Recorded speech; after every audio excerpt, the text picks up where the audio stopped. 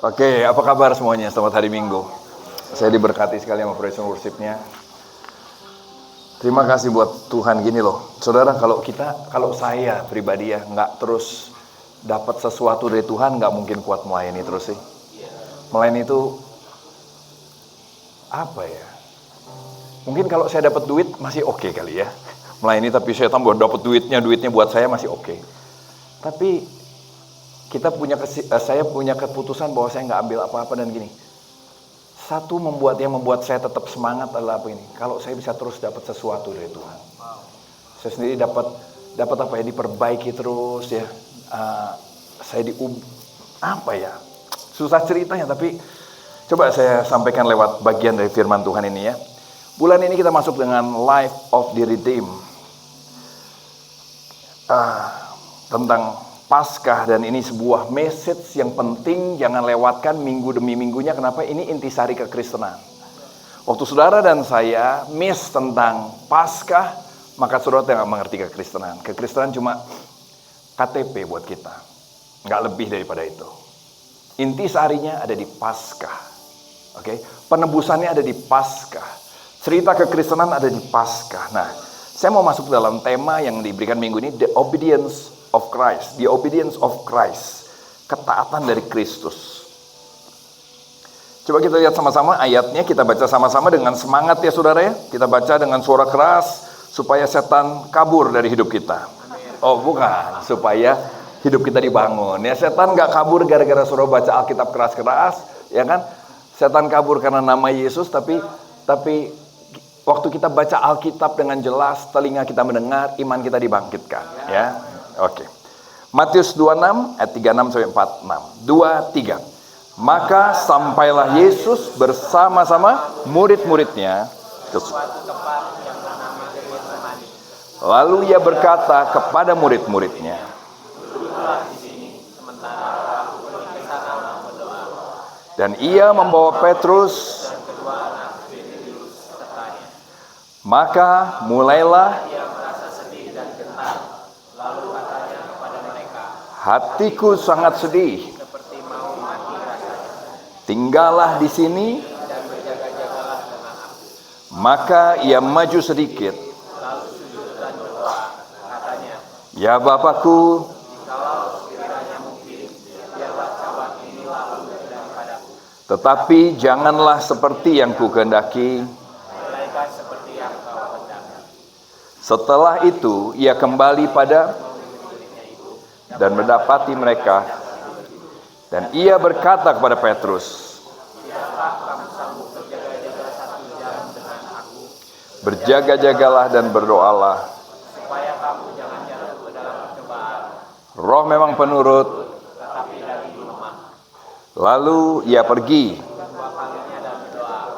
Katanya, "Ya Bapakku, jikalau cawan ini tidak mungkin lalu, kecuali apabila aku meminumnya, jadilah kehendakmu." Dan ketika ia kembali pula, ia mendapati mereka sedang tidur, sebab mata mereka sudah berat. Ia membiarkan mereka di situ, lalu pergi dan berdoa untuk ketiga kalinya, dan mengucapkan doa yang itu juga. Sesudah itu dia datang pada murid-muridnya dan berkata kepada mereka, "Tidurlah sekarang. Lihatlah,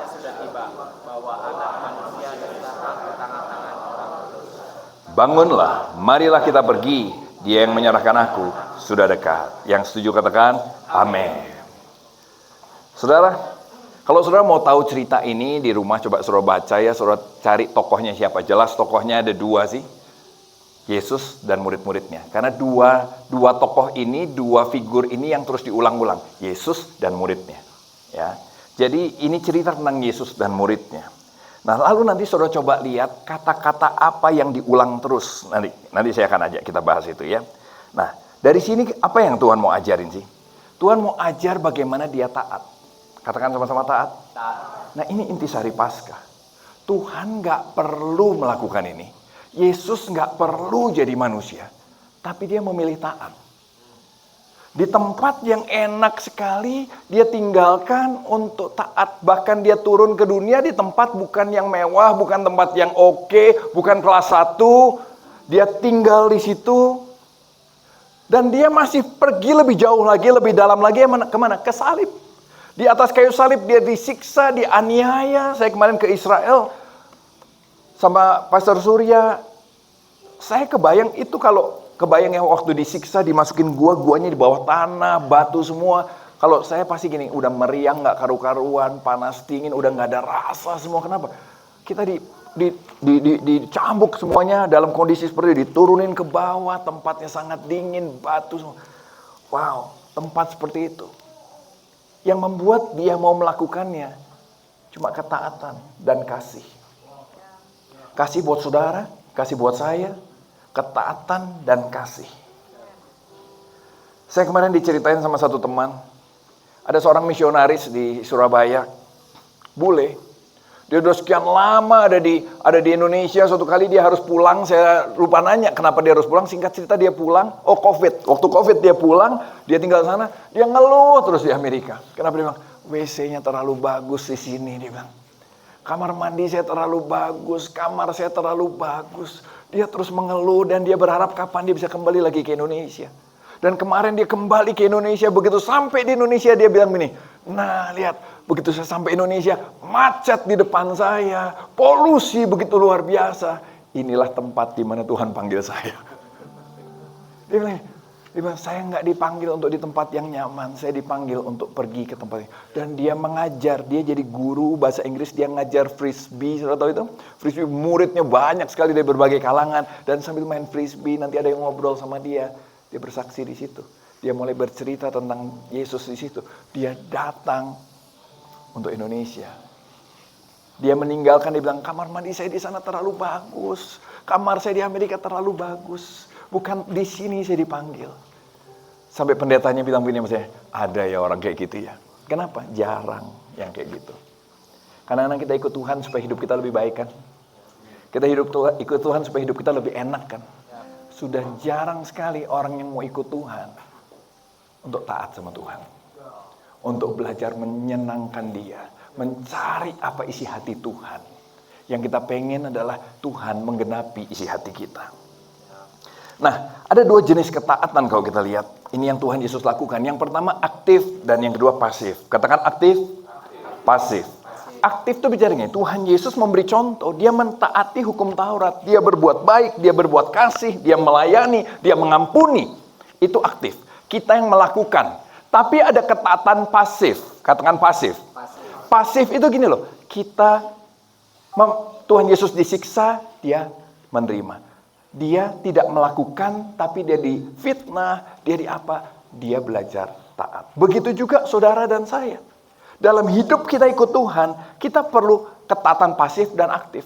Karena kedua ketaatan ini saling melengkapi dalam kehidupan Tuhan Yesus, dalam perjalanan Tuhan Yesus, dan membuat penebusannya jadi sempurna. Nggak cuma aktif, nggak cuma kita gini, tapi kan Pak, saya sudah tidak melakukan dosa. Tidak melakukan dosa itu bagus, tidak melakukan dosa. Tapi bukan itu pasif.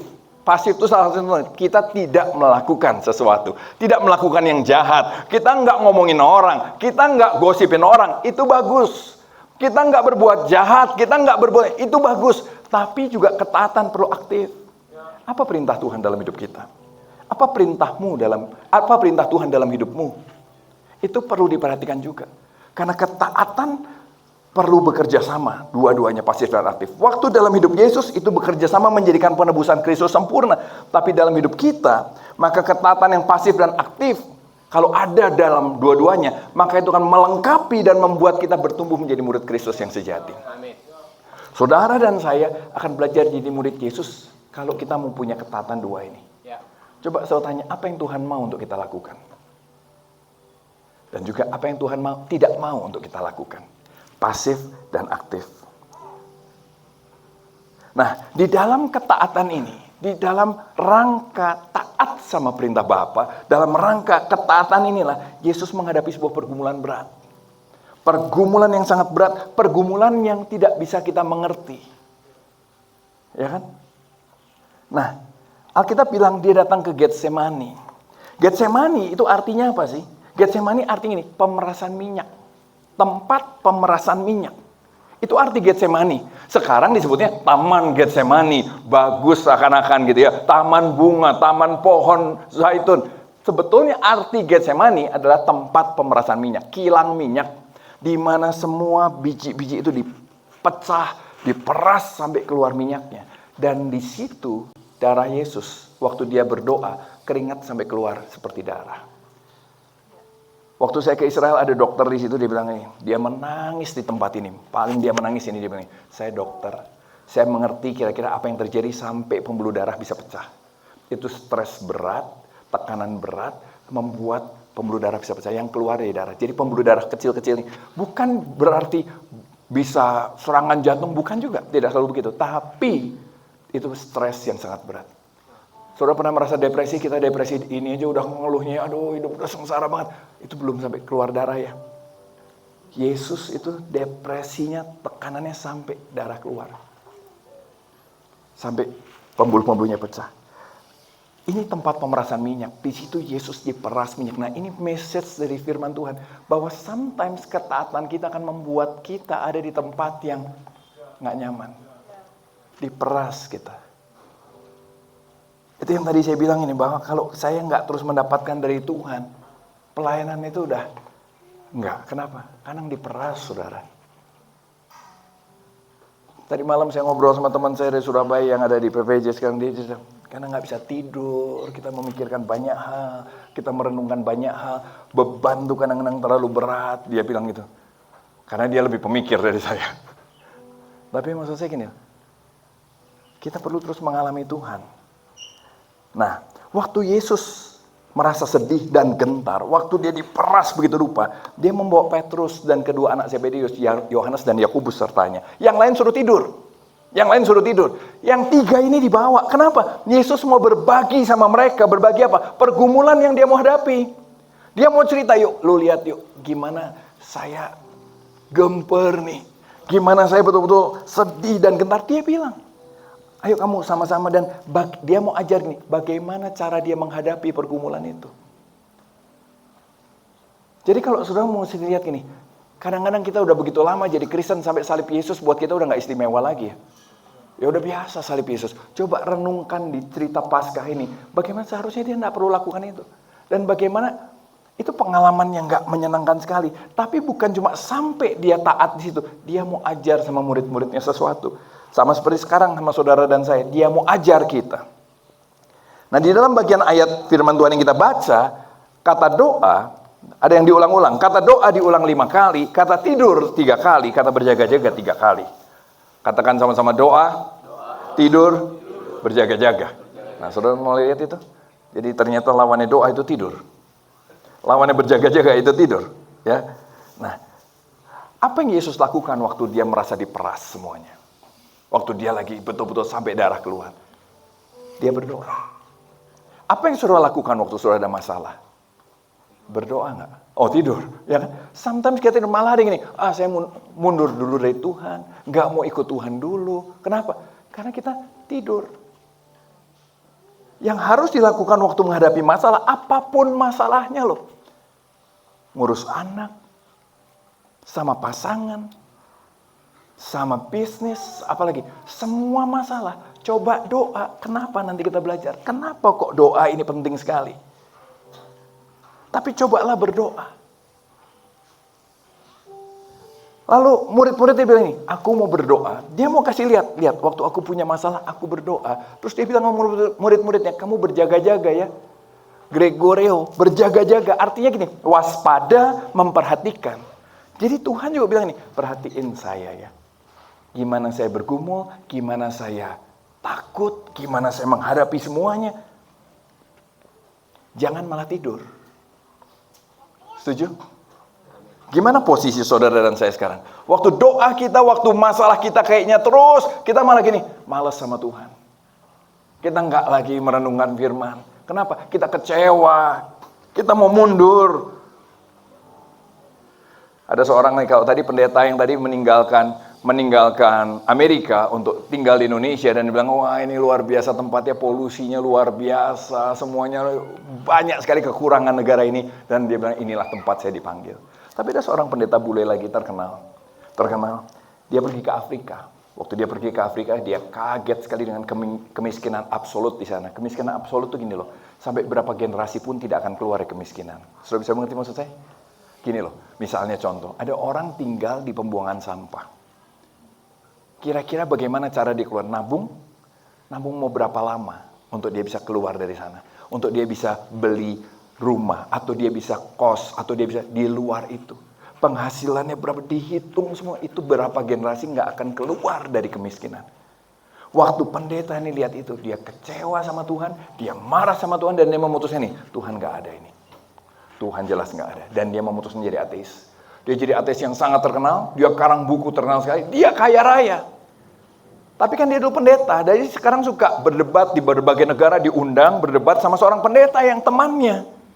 Seorang pendeta ini kemarin yang temannya ini ke Jakarta. Ngobrol sama teman saya, terus dia nanya, gimana itu teman kamu itu? Setelah dia kaya, kan dulu dia kecewa karena melihat kemiskinan. Setelah uangnya banyak, apakah dia memperhatikan orang miskin sekarang? Enggak. Dia tidak pernah memberi, dia tidak pernah apa. Saudara lihat ini. Sometimes kenapa kita perlu berdoa? Karena berdoa akan membuat saudara dan saya mencari lebih jauh hati kita. Masalah kita tuh belum tentu yang di luar. Masalah kita tuh bukan, wah dengan ini, bukan. Masalah kita tuh ada di hati kita. Makanya coba perhatikan, katakan perhatikan. Itu maksudnya berjaga-jaga. Perhatikan apa? Hatimu. Jangan malah tidur. Amin. Waktu punya masalah, coba perhatikan baik-baik. Nah, bagaimana Yesus berdoa? Coba kita lihat. Bagaimana Yesus berdoa? Saya sudah mau sampai bagian akhir nih. Oh berarti nggak jadi nyanyi kita ya. Habis ini kita nyanyi ya. Bagaimana Yesus berdoa? Katanya, ya Bapakku, jikalau sekiranya mungkin, biarlah cawan ini lalu daripadaku. Tapi janganlah seperti yang kuhendaki, melainkan seperti yang kau kehendaki. Tuhan Yesus bilang ini, kalau boleh cawannya pergi dong. Aku udah cawan aniaya, murka Allah. Jadi kalau boleh saya enggak usah ambil ya. Tapi jangan kehendakku, kehendakmu. 3 kali dia doa, Alkitab bilang ini, doanya gimana? Itu lagi. Saya ulang, doa Tuhan Yesus apa? Itu lagi. Kadang-kadang kita berdoa itu lagi kan. Tapi ada enggak gini? Janganlah seperti yang ku kehendaki, melainkan seperti yang kau kehendaki. Kita itu lagi adalah gini, pokoknya gue pengen kaya Tuhan, dalam nama Yesus. Pokoknya gue pengen kaya dalam nama Yesus, enggak harus kaya dalam nama Yesus. Itu lagi, dari kecil sampai tua. Ya loh? Apalagi doanya, coba suruh lihat ya. Itu lagi, tapi enggak ada gini loh. Jangan seperti yang kau kehendaki, melainkan seperti yang engkau kehendaki. Kenapa kita perlu berdoa? Saya tutup dengan begini. Kenapa kita perlu berdoa? Supaya kita tidak berhenti dengan urusan duniawi kita. Saya ulang. Kenapa kita perlu berdoa? Supaya kita nggak berhenti dengan urusan duniawi kita. Tapi mulai mengizinkan Tuhan, bersama Tuhan, memeriksa hati kita. Karena lukanya, masalahnya tuh ada di hati kita. Masalahnya bahkan bukan pada Tuhan juga, tapi di hati kita. Karena itu jangan lewatkan setiap masalah untuk berdoa, supaya bisa menguji hati. Ada apa dengan hati saya? Kenapa di lalu lintas saya emosi terus? Doa. Kenapa gue emosi? Kenapa ada sesuatu di hati? Siapa yang pernah jerawatan? Semua ya. Waktu remaja, ya kan jerawat satu kayak kiamat buat kita kan. Waktu tua juga sama, kayak kiamat. Kenapa? Malu kok udah tua masih ada jerawat. Pokoknya jerawat cuma kecil bikin kita ngotek-ngotek lama kan. Kadang-kadang digini diobatin. Jerawat kecil tapi kok jadi masalah cukup besar. Kenapa? Jerawatnya kecil tapi dia ada masalah di hati kita yang membuat jerawat itu mengganggu sekali. Kenapa? Kita cinta penampilan. Kita suka dipuji orang, dan jerawat satu membuat pujian orang hilang. Nah, apa maksudnya? Masalahnya besar di sini, jerawatnya kecil. Masalah saya kecil, jerawat bukan. Hatimu punya masalah besar. Itu yang di jalan-jalan bikin emosi saya. Bentar. Kenapa kamu begitu emosi? Ada sesuatu yang besar di hati kamu, yang problematik. Dan Tuhan bilang ini, berdoa. berdoa. Kenapa buat Tuhan Yesus masalah di Getsemani seperti diperas? Ada sesuatu di hatinya juga sebagai manusia. Dia mau kasih tahu sama kita. Sebagai manusia ada masalah. Apa itu? Kita nggak mau kehendak Tuhan jadi. Kita pengen kehendakku yang jadi. Dan dia berdoa itu lagi. Sampai kapan? Tujuan doa adalah supaya kita fokus mengarahkan hati kita pada Tuhan. Dan mulai menyatukan diri kita dengan kehendaknya. Bukan sekedar meminta yang kita mau, tapi mencari apa yang Tuhan mau. Saya ulang ya. Tujuan doa supaya kita fokus sama hati Tuhan.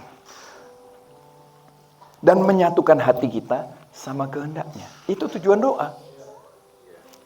Bukan sekedar meminta apa yang kita mau, tapi mencari apa yang Tuhan mau. Amin. Itulah Paskah. Waktu Tuhan Yesus gini, lihat Tuhan Yesus berdoa itu lagi, sampai akhirnya dia berhasil menyatukan dirinya sama yang Bapa mau. Dan dia datang sama murid-muridnya, dia bilang udah tidur sekarang. Tiba-tiba dia berani, tiba-tiba dia legowo, tiba-tiba itu tidak problem lagi. Padahal masih sama nggak? Berubah nggak problemnya? Enggak. Tidak ada yang berubah. Dia tahu sebentar lagi, dia bilang sebentar lagi orang akan datang tangkap saya. Tidak ada yang berubah. Tapi hatinya yang berubah. Amin. Menyatu dengan hati Bapa. Dan dia bilang, aku siap. Aku siap. Dan 3 murid ini sempat lihat itu. Dari mereka lah. Mungkin sambil ngantuk-ngantuk. Dari mereka lah cerita-cerita ini ada. Hari ini, bagaimana dengan hati saudara dan saya? Sometimes buat saya juga melayani gak gampang. Enakan hidup, gimana gue aja lah ya. Ngapain ngurusin orang capek saudara. Ya yang diurus juga kadang mau kadang enggak ya. Banyak gak maunya lagi kan gitu. Kadang capek. Tapi gini, itu yang saya bilang. Tiap kali saya dijamah Tuhan, saya mengalami dia. Membuat saya tahu untuk apa saya hidup. Untuk apa kita diciptakan. Masalah tetap ada, tidak berubah. Tapi saya tahu kenapa Tuhan izinkan ada masalah ini. Saya suka ceritakan dengan pengalaman saya dulu di gereja sebelumnya, Kalau saudara boleh tanya sama saya mungkin gali coba. Apakah saya cerita karena pahit? Harusnya enggak. Bisa jadi, tapi harusnya enggak. Kenapa saya cerita terus? Karena itu pengalaman berharga. Di mana lewat masalah, saya jadi mengerti apa arti ikut Tuhan lebih jauh. Saya jadi lebih mengerti apa arti melayani Tuhan lebih jauh. Saya jadi mengerti apa artinya taat sama Tuhan lebih jauh. Kenapa saya ulang-ulang lagi? Karena waktu kita mengalami masalah, kan teman-temannya sama, saudara beberapa nih. Waktu mengalami masalah, nggak semua ngeh bahwa masalah itu baik buat kita. Sampai saya ingat saya bicara sama beberapa teman, tim inti kita. Jangan lewatin masalah ini tanpa kamu mengerti apa yang Tuhan mau. Sayang, masalahnya besar, masalahnya menyakitkan, masalahnya berat. Terus kamu lewat tanpa ngerti apa yang Tuhan mau. Coba dapetin apa yang Tuhan mau dengan hati kita. Apa yang Tuhan mau dengan hati kita. Supaya bertumbuh dari situ. Menjadi murid Yesus lebih lagi dari situ. Kalau enggak, buat apa ada penderitaan? Buat apa ada masalah? Nah, kenapa masalah perlu ada? Karena kita perlu digiling, penggilingnya minyak itu bicara apa? Biji itu perlu digiling sampai pecah. Sometimes kita tuh seperti keras sekali. Perlu digiling sampai pecah, baru minyaknya bisa keluar. Belajarlah punya hati yang lembut, supaya kesenggol dikit pecah kulitnya. Minyak keluar. Nggak usah digiling keras-keras, saudara. Amin. Jadilah orang yang mudah berdoa, mudah mencari Tuhan. Apa yang Tuhan mau ya, lewat tadi, peristiwa tadi. Kenapa kok saya kesel ya tadi ya? Ngantri WC aja kesel. Ya, kenapa? Kenapa saya nggak peduli sama orang setelah saya? Saya nggak pernah bisa lupa Tante Ira, Hegar mana? Sudah tahu itu ya? Beberapa tahun. Saya nggak pernah bisa lupa dia waktu ada khotbah tentang memperhatikan orang lain. Salah satu contoh yang dipakai adalah gini, pendetanya membersihkan kloset supaya orang setelah saya waktu masuk kloset itu diberkati karena klosetnya bersih. Saya nggak tahu yang cewek, yang cowok lah, siapa yang bersihin, ayo. Keceret kemana-mana, saudara. Ya kan? Tapi Tante Ira saya ingat, abis khotbah itu dia bilang nih, Andi, tante juga begitu. Tante selalu lapin semua sampai lantainya. Berharap gini, setelah ini orang berikutnya bisa diberkati. Jujur setelah itu hampir selalu saya lakukan itu. Di pesawat, di mana. Kadang kayak ceretan orang, saudara. Jorok gak? Jorok. Yang cowok kan melihat muka saya sudah, saya nggak mau salam sama Pak Andi habis ini gitu ya. Tapi sometimes begitu. Kenapa? Saya cuma mau belajar gini loh. Kenapa saya nggak peduli sama orang setelah saya? Saya pernah, malas banget gitu ya. Malas banget. Tapi saya mulai tanya hati saya, kenapa Tuhan kok saya nggak peduli sama orang setelah saya? Kenapa saya nggak peduli sama orang setelah saya? Dan saya belajar ngelapin, walaupun mungkin nggak serapi yang lain-lain, nggak serapi Tante Ira dan semua, saya ngelap sambil tetap jorok, dan harus cuci tangan pasti kan, don't worry, oke? Tapi saya mau beritahu gini loh, setiap masalah sekecil apa, bawa itu dalam doa, supaya kamu tahu ada apa dengan hatimu, dan supaya apa? Kita menemukan kehendak Tuhan dalam hidup kita, dan diubah lebih lagi. Tujuan dari hidup ini satu, menjadi seperti Kristus. Saudara mau kaya? Nggak dibawa? Nggak, percayalah. Betul nggak? Terus kerja, luar biasa, punya banyak hal. Nggak dibawa. Oh tapi kan hidup kita jadi lumayan, punya Ferrari, punya gini. Ya oke. Menghibur lah itu ya. Tapi bukan itu intinya. Bukan itu intinya. Nggak apa-apa loh menjadi kaya. Nggak apa-apa loh punya banyak. Tapi bukan itu intinya.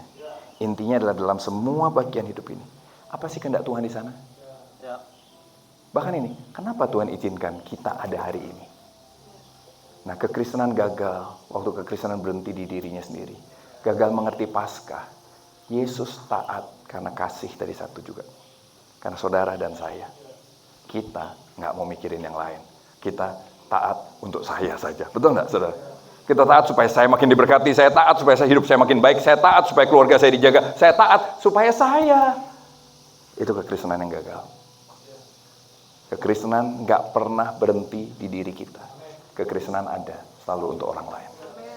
Amin.